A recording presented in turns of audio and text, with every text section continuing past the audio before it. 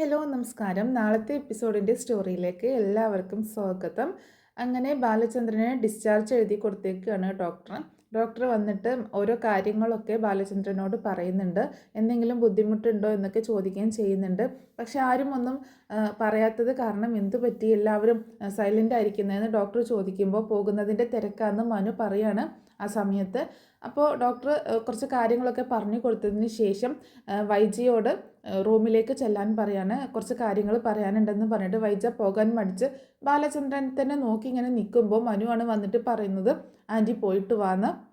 അങ്ങനെ വൈജ ഡോക്ടറെ അടുത്തേക്ക് ചെല്ലുന്നുണ്ട്. ആ സമയത്ത് ഡോക്ടർ കുറച്ച് കാര്യങ്ങളൊക്കെ ചോദിക്കുകയാണ് വൈജയോട്. ബാലചന്ദ്രൻ അത്രയ്ക്ക് കുറച്ചൊക്കെ ഇമോഷണൽ ആവുന്ന ആളാണല്ലേ എന്നൊക്കെ ചോദിക്കുന്നുണ്ട്.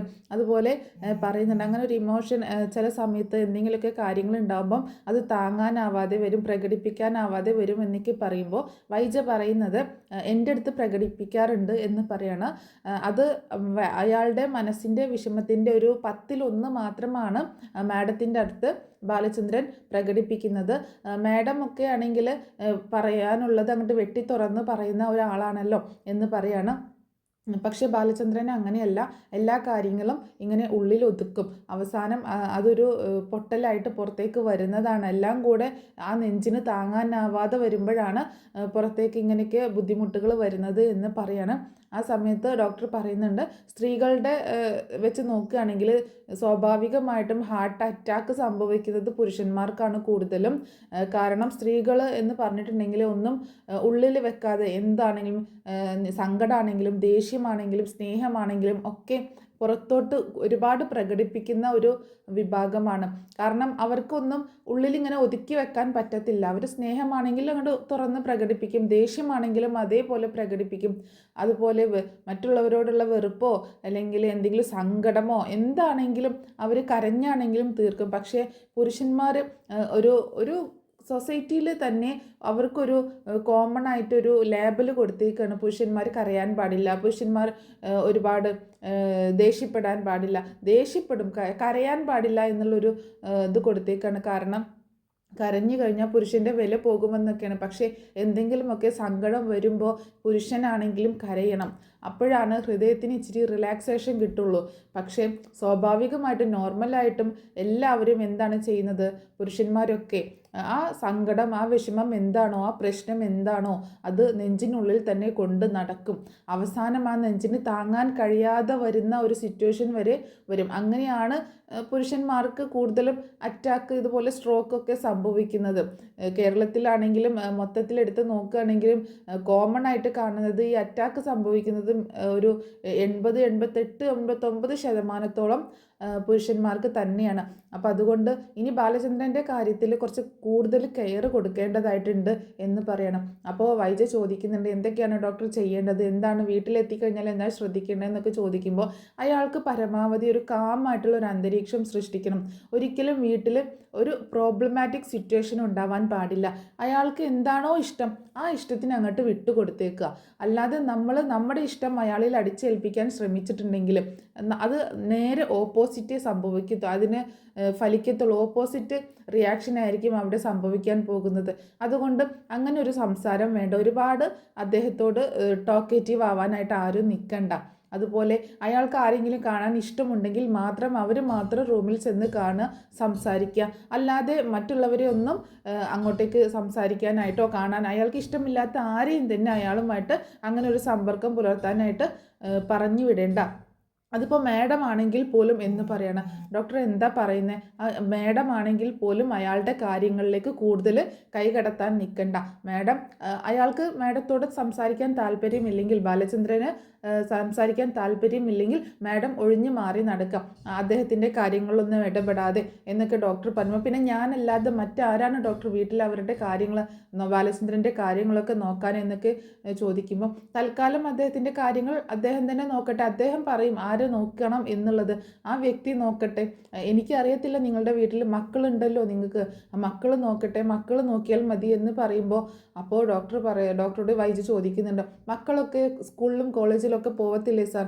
പിന്നെ അത് മാത്രമല്ല ഒരു ഭാര്യയ്ക്ക് ചെയ്യാവുന്നതിലും അപ്പുറം ഒന്നും മക്കൾക്ക് ചെയ്യാൻ പറ്റത്തില്ലല്ലോ, മക്കൾക്കൊരു ലിമിറ്റേഷൻ ഇല്ലേ എന്നൊക്കെ ചോദിക്കട്ടോ വൈജ.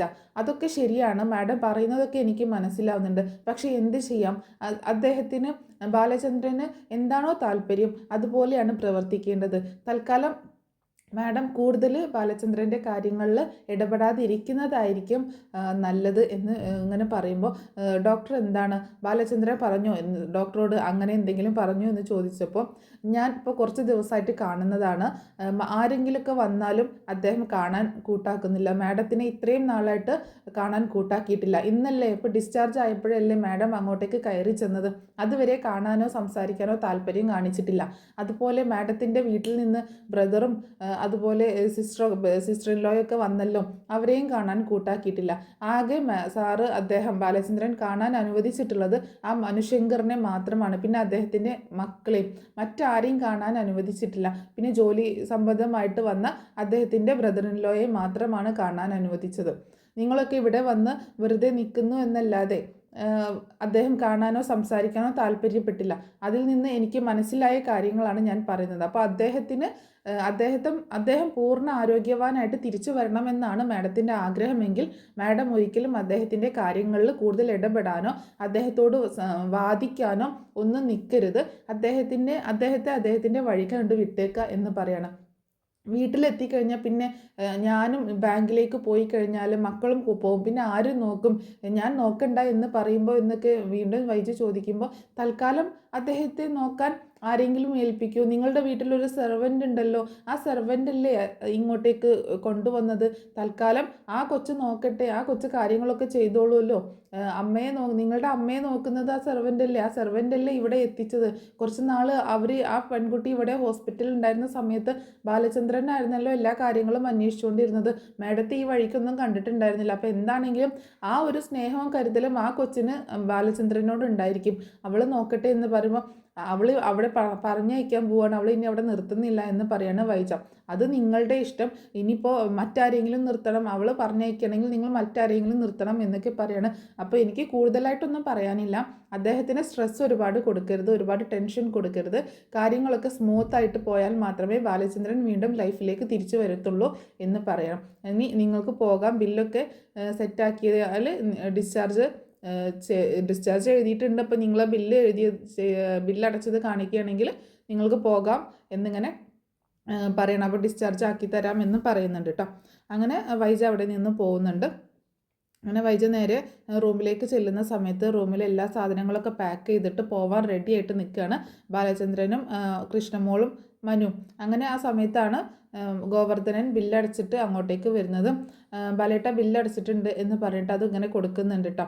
ആ സമയത്ത് ആൻറ്റി എന്താണ് ഡോക്ടർ പറഞ്ഞതെന്ന് ചോദിച്ചപ്പോൾ ആ ഡോക്ടർ പ്രത്യേകിച്ചൊന്നും പറഞ്ഞില്ല മനു എന്ന് പറയാണ് വൈജ. അപ്പോൾ ഡോക്ടർ എന്തായിരിക്കാം പറഞ്ഞിട്ടുണ്ടാവുക എന്നുള്ളത് ഊഹിക്കുകയാണ്, അവർക്കറിയാം. അപ്പോൾ ഈ ബില്ല് ഇനിയിപ്പോൾ അവിടെ കാണിച്ചു കഴിഞ്ഞാൽ അവർ ഡിസ്ചാർജ് എഴുതി തരും എന്ന് പറഞ്ഞിട്ട് അങ്ങനെ ഗോവർദ്ധൻ്റെ കയ്യിൽ നിന്ന് ആ ബില്ല് വാങ്ങിയിട്ട് മനു അങ്ങോട്ടേക്ക് പോകുന്നുണ്ട്. വൈജയോട് മുഖം കൊടുക്കാതെയാണ് ബാലചന്ദ്രൻ നിൽക്കുന്നത് കേട്ടോ. അങ്ങനെ ബാലചന്ദ്രൻ അങ്ങനെ സിസ്റ്റർ അടുത്ത് പോയി ഡിസ്ചാർജൊക്കെ വാങ്ങിച്ച് അങ്ങനെ അവർ അവിടുന്ന് ഹോസ്പിറ്റലിൽ നിന്ന് പോവുകയാണ്. ആ സമയത്ത് ബാലചന്ദ്രൻ്റെ കൈ പിടിക്കാനോ ബാലചന്ദ്രനെ പിടിക്കാനോ ഒന്നിനും വൈജയെ സമ്മതിക്കുന്നില്ല കേട്ടോ. ബാഗും സാധനങ്ങളൊക്കെ വൈജയും ഗോവർദ്ധനും കൂടി എടുത്തു പോകുന്നുണ്ട്. മനു ആണ് ബാലചന്ദ്രനെയും കൊണ്ട് താഴേക്ക് ചെല്ലുന്നതും കാറിൻ്റെ അടുത്തേക്ക് ചെല്ലുന്നതൊക്കെ. അങ്ങനെ ഹോസ്പിറ്റലിൽ നിന്ന് പോവുകയാണ് അവർ. അങ്ങനെ തിരിച്ചു പോരുന്ന സമയത്ത് ബാലചന്ദ്രനോട് വൈജയുടെ കാറിൽ കയറാൻ പറയുമ്പോൾ ബാലചന്ദ്രൻ കയറുന്നില്ല, മനുവിൻ്റെ കാറിലേക്കാണ് കേട്ടോ കയറുന്നത്. അതും വൈജയ്ക്ക് ഒരു തിരിച്ചടിയാവുകയാണ്. അതുപോലെ കൃഷ്ണയും മനുവിൻ്റെ കാറിൽ കയറുകയാണ്. അപ്പോൾ മനു പറയുന്നുണ്ട് ആൻറ്റി കാർ എടുത്തിട്ട് പോര് എന്ന് പറഞ്ഞിട്ട് പറയാട്ടോ. അങ്ങനെ അതും വൈജയ്ക്ക് ഒരു ഭയങ്കര ദേഷ്യം ഇതൊക്കെ കൂടുകയാണ് ചെയ്യുന്നത്. അങ്ങനെ അവർ വന്നുകൊണ്ടിരിക്കുന്ന സമയത്ത് ബാലചന്ദ്രനെയും മനു കൃഷ്ണയും ഒരു വണ്ടിയിലാണല്ലോ, അപ്പോൾ അവരെ കാണിക്കുന്നുണ്ട്. അപ്പോൾ ബാലചന്ദ്രൻ കൂടുതലൊന്നും സംസാരിക്കാതെ ഇങ്ങനെ ഓരോന്ന് ആലോചിച്ചുകൊണ്ടിരിക്കുകയാണ്.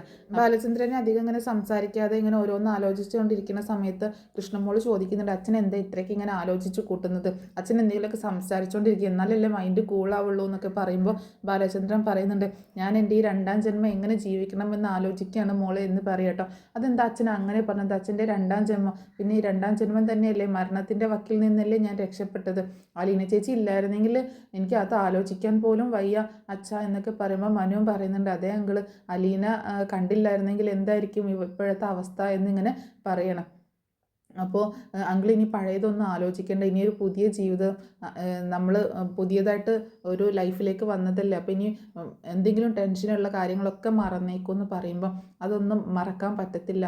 ആ പഴയ ഒരു ലൈഫിൽ നിന്ന് ഇനിയിപ്പോൾ നമ്മുടെ ആ പഴയ ഒരു ലൈഫിലേക്ക് തിരിച്ചെത്താൻ പറ്റത്തില്ല, അതിൽ നിന്നൊക്കെ ഒരുപാട് ദൂരം ഞാൻ മുന്നോട്ട് പോന്നു എന്നൊക്കെ കൃഷ്ണയോട് ഇങ്ങനെ സംസാരിക്കുന്നുണ്ട്. അങ്ങനെ അവർ വീട്ടിലെത്തിച്ചേരുകയാണ്. വീട്ടിലെത്തിച്ചേരുന്ന സമയത്ത് കാറിൻ്റെ ഹോൺ കേട്ടപ്പോൾ തന്നെ അലീന ഓടി വന്നിട്ട് ഡോറ് തുറക്കുന്നുണ്ട് കേട്ടോ. അപ്പോൾ ബബിതയുണ്ട് അവിടെ, അപ്പോൾ രോഹിത്തും ഉണ്ട് കേട്ടോ. അങ്ങനെ വേഗം ഡോറ് തുറന്ന് ഭയങ്കര സന്തോഷത്തോട് കൂടിയിട്ട് ചിരിച്ചുകൊണ്ടാണ് ഡോറും തുറന്ന് നിൽക്കുന്നത്. അപ്പോൾ അങ്ങനെ നിൽക്കുന്നത് കണ്ടപ്പോൾ വൈച്ച ഭയങ്കര ദേഷ്യത്തോട് കൂടിയിട്ടാണ് കേട്ടോ നോക്കുന്നത്. അങ്ങനെ ബാലചന്ദ്രൻ കാറിൽ നിന്ന് ഇറങ്ങുന്നുണ്ട്. ഇറങ്ങുന്ന സമയത്ത് ഇങ്ങനെ കൃഷ്ണമോളുടെ കൈയും പിടിച്ചുകൊണ്ടാണ് അകത്തേക്ക് കയറി ചെല്ലുന്നത്. അങ്ങനെ അകത്തേക്ക് കയറി ചെല്ലുമ്പോൾ തന്നെ വൈജ അലീനയോട് ചോദിക്കുന്നുണ്ട്, റൂമൊക്കെ ക്ലീൻ ആക്കി ഇട്ടോടി എന്ന് ചോദിക്കുകയാണ്. ഇട്ടു എന്ന് പറയുന്നുണ്ട് കേട്ടോ. അങ്ങനെ ബാലചന്ദ്രനെ കൂട്ടിയിട്ട് കൃഷ്ണമോൾ റൂമിലേക്ക് ചെല്ലുക കേട്ടോ. അപ്പോൾ വൈജ നേരെ റൂമിലേക്ക് പോകുന്നുണ്ടായിരുന്നു, പക്ഷേ കൃഷ്ണമോളാണ് റൂമിലേക്ക് കൊണ്ടുപോകുന്നത്. അപ്പോൾ ബാലചന്ദ്രൻ നേരെ റൂമിലേക്ക് ചെന്നിട്ട് റൂം തുറക്കുന്നുണ്ട്. ആ റൂം തുറക്കുമ്പോൾ ആ റൂമിൽ ഒക്കെ മൊത്തം ഇങ്ങനെ ആകമാനം ഇങ്ങനെ നോക്കുകയാണ്. നോക്കിയിട്ട് കൃഷ്ണമോളോട് പറയുന്നുണ്ട്, അച്ഛൻ ഇവിടെ കിടക്കുന്നില്ല മോളെ എന്ന് പറയണം. അതെന്താ അച്ഛൻ, അച്ഛൻ്റെ റൂം ഇതല്ലേ എന്ന് ചോദിക്കുകയാണ് ബാലചന്ദ്രനോട്. ബാലചന്ദ്രൻ്റെ റൂം ഇതല്ലേ, ബാലചന്ദ്രൻ പിന്നെ എവിടെ കിടക്കാനാന്നൊക്കെ എന്ന് വൈജ ചോദിക്കുമ്പോൾ പറയുന്നുണ്ട്, ഇന്ന് മുതൽ ഇത് എൻ്റെ റൂമല്ല എന്ന് പറയണം. പിന്നെ ആരുടെ റൂമാണ്? ഇതല്ലേ ബാലചന്ദ്രൻ്റെ റൂം എന്ന് പറയുമ്പോൾ ഇന്ന് മുതൽ ഇത് എൻ്റെ റൂമല്ല, ഇന്ന് മുതൽ ഇത് നിൻ്റെ മാത്രം റൂമാണ്, ഞാനിവിടെ കിടക്കുന്നില്ല എന്ന് പറയാണ് ബാലചന്ദ്രൻ. അപ്പോൾ വൈജ വീണ്ടും പറഞ്ഞ് ഇങ്ങനെ ഓരോന്ന് പറഞ്ഞ് വാദിക്കാനൊക്കെ ആയിട്ട് നിൽക്കുകയാണ്. ബാലചന്ദ്രൻ എന്താ ഈ പറയുന്നത്? ബാലചന്ദ്രൻ നീ ഇവിടെ ഇല്ലാണ്ട് നീ വേറെ എവിടെ കിടക്കാനാ എന്നൊക്കെ ചോദിക്കുമ്പോൾ ഇവിടെ വേറെ റൂമുകളുണ്ടല്ലോ, ഞാൻ അവിടെ കിടന്നോളാം, ഞാൻ എവിടെ കിടക്കണമെന്ന് ഞാൻ തീരുമാനിച്ചോളാം, എൻ്റെ കാര്യത്തിൽ നീ ഒരുപാട് വറീഡാവണ്ട എന്നൊക്കെ പറയുന്നുണ്ട്. അപ്പോൾ ബാലചന്ദ്രന് കുറച്ച് അത്യാവശ്യ സാധനങ്ങളൊക്കെ അവിടെ നിന്ന് എടുക്കാൻ പറയുന്നുണ്ട് കൃഷ്ണമോളോട് കേട്ടോ. അങ്ങനെ റൂമിൽ നിന്ന് പുറത്തേക്ക് ഇറങ്ങുന്ന സമയത്ത് വീണ്ടും വന്നിട്ട് അലീനയോട് പറയാണ്, അലീന ഞാൻ മുകളിൽ ബബിതയുടെ റൂമിലാണ് കിടക്കുന്നത്, അവിടെ ഒന്ന് വൃത്തിയാക്കിയേക്ക് എന്ന് പറയുന്നുണ്ട്. അത് കേട്ടതും ബബിത ആകെ ഷോക്കാവാണ്. എൻ്റെ റൂമിലോ, എൻ്റെ റൂമിൽ കിടക്കാനോ, അപ്പം ഞാൻ എവിടെ കിടക്കും എന്നൊക്കെ പറഞ്ഞുകൊണ്ട് ബബിത ഇങ്ങനെ ഷൗട്ട് ചെയ്തുകൊണ്ടിരിക്കണം. നീ താഴെ വന്നിട്ട് കൃഷ്ണയുടെ റൂമിൽ കിടക്കണം, അല്ലെങ്കിൽ അതായത് നിൻ്റെ അമ്മയുടെ റൂമിൽ പോയിട്ട് കിടന്നോ എന്നൊക്കെ പറയുമ്പോൾ വേണ്ട ഞാൻ എൻ്റെ റൂമിൽ ഞാൻ തന്നെ കിടന്നോളാം, അച്ഛൻ്റെ റൂം താഴെയല്ലേ, അച്ഛൻ താഴെ കിടന്നാൽ മതി എന്നൊക്കെ ബബിത പറയുമ്പോൾ അതായത് ഏറ്റുപിടിച്ചുകൊണ്ട് വരുന്നുണ്ട് വൈജയന്തി. വൈജ പറയുന്നുണ്ട്, ബാലചന്ദ്രൻ എന്താണ് ഈ പറയുന്നത്? ബബിതയുടെ റൂമിൽ നിന്ന് ബാലചന്ദ്രൻ പോയി കിടന്ന അവൾ പിന്നെ എവിടെ കയറി കിടക്കും? അവളുടെ റൂമിൽ അവൾ കിടന്നോട്ടെ, ബാലചന്ദ്രൻ്റെ റൂം താഴെയല്ലേ, ഇവിടെ കിടന്നാൽ പോരെ എന്നൊക്കെ ചോദിക്കുമ്പോൾ ഞാൻ എവിടെ കിടക്കണമെന്ന് ഞാനാണ് തീരുമാനിക്കുന്നത് എന്ന് പറയണം. ബാലചന്ദ്രൻ താഴെ കിടന്നാൽ മതി, ബബിതയുടെ റൂമിൽ തന്നെ കിടന്നോട്ടെ എന്നൊക്കെ പറഞ്ഞ് ബബിതേനെ സപ്പോർട്ട് ചെയ്യാണ് വൈജ കേട്ടോ. അത് കേൾക്കുമ്പോൾ ബബിതയ്ക്ക് ഭയങ്കര ആശ്വാസമൊക്കെ തോന്നുന്നുണ്ട്. അമ്മ തന്നെ സപ്പോർട്ട് ചെയ്യുന്നുണ്ടല്ലോ, അപ്പം അച്ഛൻ ഇനി അവിടെ കിടക്കുന്നുണ്ടായിരിക്കില്ല എന്നൊക്കെ ഇങ്ങനെ ചിന്തിക്കണം. പക്ഷേ ബാലചന്ദ്രൻ പറയുന്നത്, ഈ വീട്ടിൽ എവിടെ കിടക്കണമെന്ന് ഞാനാണ് തീരുമാനിക്കുന്നത്, ഇത് നിൻ്റെ അച്ഛൻ കൈതക്കൽ കുഞ്ഞിരാമൻ മേനോൻ ഉണ്ടാക്കിയ വീടല്ല, അത് ഞാൻ പണിത വീടാണ്, നെടുമ്പുരയ്ക്കൽ ബാലചന്ദ്രൻ പണിത വീടാണ്, നെടുമ്പുരയ്ക്കൽ ബാലചന്ദ്രൻ തീരുമാനിക്കും ഈ വീട്ടിൽ ആരൊക്കെ എവിടേക്ക് കിടക്കണമെന്ന്, ഈ ഞാനാണ് തീരുമാനിക്കുന്നത് ഈ വീട്ടിൽ ആരൊക്കെ എവിടേക്കാണ് കിടക്കേണ്ടതെന്ന്, അല്ലാതെ നീയല്ല കിടക്കുന്നത്. ബബിത ഇന്ന് മുതൽ താഴെ കിടന്നാൽ മതി, കൃഷ്ണയുടെ റൂമിലോ നിൻ്റെ അമ്മയുടെ റൂമിലോ എവിടെയാണെന്ന് വെച്ചാൽ കിടന്നോ, ആ റൂമിൽ ഞാനാണ് ഇനി മുതൽ കിടക്കാൻ പോകുന്നത് എന്ന് പറയണം. എന്നിട്ട് കൃഷ്ണമോളോട് പറയുന്നുണ്ട്, വാ മോളെ എന്നെ ഒന്ന് അങ്ങോട്ടേക്ക് കൊണ്ടുപോ എന്ന് പറയാണ്. അങ്ങനെ കൃഷ്ണമോള് ബാലചന്ദ്രനെയും കൂട്ടിയിട്ട് മുകളിലേക്ക് പോവുകയാണ്. ആ സമയത്ത് തന്നെ അലീനയെ വിളിച്ച് പറയുന്നുണ്ട് ആ സാധനങ്ങളൊക്കെ ഒന്ന് റൂമിലേക്ക് എത്തിക്കാൻ പറയുമ്പോൾ അലീനയെ ഭയങ്കര രൂക്ഷമായിട്ട് നോക്കുകയാണ് അങ്ങനെ വൈജയന്തി കേട്ടോ.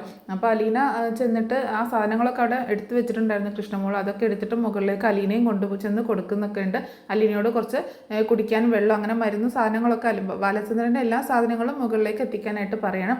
അപ്പോൾ ബബിതയും ആകെ പെട്ടിരിക്കുകയാണ്, കാരണം ബബിതയുടെ പ്രൈവസി മൊത്തം നഷ്ടപ്പെട്ടു, ബബിതയുടെ എല്ലാ കാര്യങ്ങളും കൊള്ളാവാൻ പോവുകയാണ്. അതുകൊണ്ട് ബബിതയും ആകെ പെട്ടിരിക്കുകയാണ്. വൈജയന്തി ആണെങ്കിൽ വീട്ടിലെത്തിയാലെങ്കിലും തൻ്റെ കയ്യിൽ കിട്ടും ബാലചന്ദ്രനെ എന്ന് വിചാരിച്ചുകൊണ്ടിരുന്നിട്ട് അതും കയ്യിൽ നിന്ന് പോയ ഒരു മട്ടാണ് കാണിക്കുന്നത്.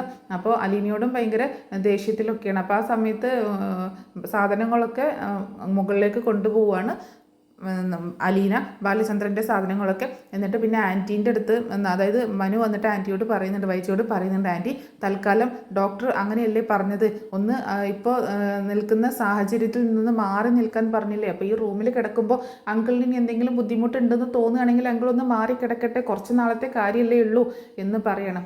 അപ്പോൾ വൈജ പറയുന്നുണ്ട്, എന്നാലും മനു ഇവിടെ കിടന്നാലല്ലേ എനിക്ക് എന്തെങ്കിലും കാര്യങ്ങളൊക്കെ ചെയ്യാൻ കൊടുക്കാൻ പറ്റത്തുള്ളൂ, മുകളിൽ പോയി കിടന്നാൽ ഞാൻ താഴെയും കിടന്നാൽ എങ്ങനെ ഞാൻ കാര്യങ്ങളൊക്കെ നോക്കാനോ എങ്ങനെ അറിയാനോ എന്നൊക്കെ ചോദിക്കുമ്പോൾ സാരമില്ല, എന്തെങ്കിലും അത്യാവശ്യം ഉണ്ടെങ്കിൽ അങ്കിൾ വിളിച്ചോളൂല്ലോ എന്ന് പറയണം. അപ്പോൾ വൈജ വീണ്ടും പറയുന്നുണ്ട്, എന്നാലും ഇനിയിപ്പോൾ ബബിതയുടെ റൂമിൽ നിന്ന് സാധനങ്ങളൊക്കെ ഇങ്ങോട്ട് മാറ്റി അവൾ ഇനിയിപ്പോൾ എവിടെ കിടക്കുമെന്ന് പറയുമ്പോൾ ആൻറ്റി എന്താ പറയുന്നത്, പെൺകുട്ടികളല്ലേ, കൃഷ്ണമോളുടെ കൂടെ അവൾക്ക് കിടക്കാലോ, ഇനി അതല്ല ആൻറ്റിയുടെ കൂടെ വന്ന് കിടന്നോട്ടെ കൃഷ്ണമോൾ, എന്നാൽ കൃഷ്ണമോളുടെ റൂം ഇവക്ക് കൊടുക്കാലോ എന്നൊക്കെ പറയുമ്പോൾ ബബിത പറയുന്നുണ്ട്, വേണ്ട, ഞാൻ എവിടെയെങ്കിലുമൊക്കെ കിടന്നോളാം, എൻ്റെ പ്രൈവസി മൊത്തം നഷ്ടപ്പെട്ടു എന്നൊക്കെ പറഞ്ഞിട്ട് ബബിത ഇങ്ങനെ പറയട്ടെ. അപ്പോൾ ബബിത പിന്നെ മനു പറഞ്ഞ ഒരു കാര്യത്തോട് യോജിക്കുന്നുണ്ട്, അല്ലെങ്കിൽ എന്നാൽ കൃഷ്ണ അമ്മയുടെ കൂടെ കിടന്നോട്ടെ, ഞാൻ കൃഷ്ണയുടെ റൂം എടുത്തോളാം എന്നൊക്കെ പറയട്ടോ.